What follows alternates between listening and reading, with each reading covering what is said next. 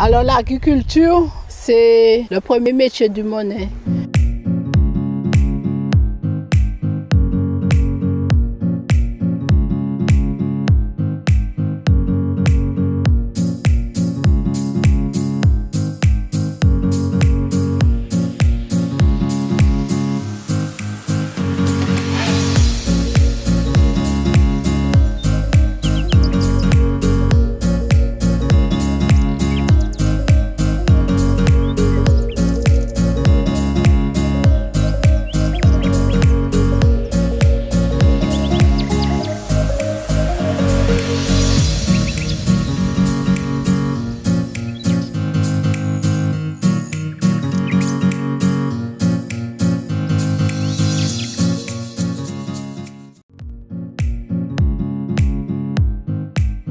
J'ai vu mes parents le faire.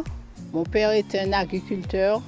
Il plantait des ignames, des dachines, la carotte, la patate douce.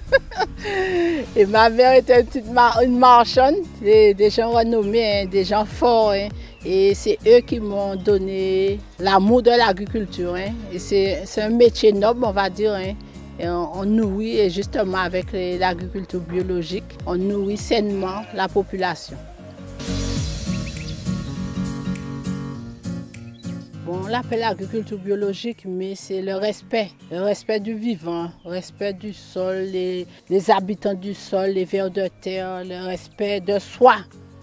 Parce qu'on cultive sainement, on nourrit le peuple sainement, ça veut dire qu'on se respecte, on respecte la nature. C'est ça ce qui me tient à cœur dans l'agriculture biologique.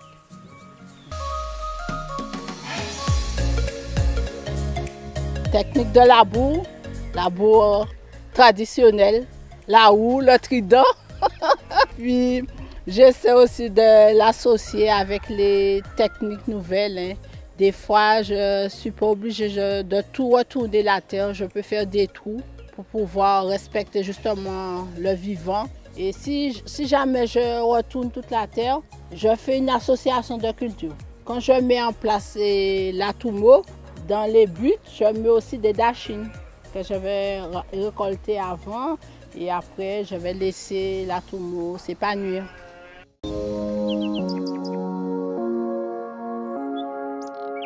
Alors oui, effectivement, j'ai découvert la permaculture parce qu'il y a des techniques nouvelles qui arrivent, mais on va dire nouvelles, mais en quelque sorte, nos grands-parents l'utilisaient déjà et là, on va faire autrement.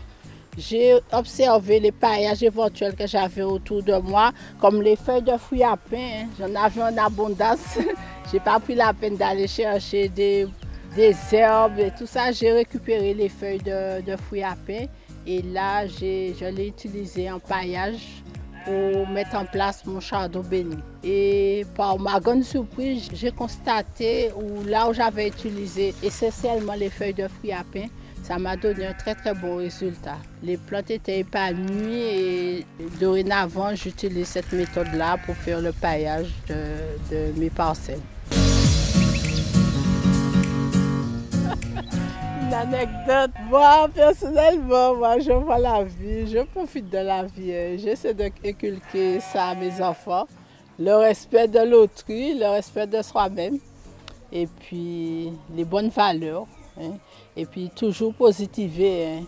Et quand on a l'impression que quelque chose de pire nous arrive, il faut trouver le courage et la force de le transformer en positif.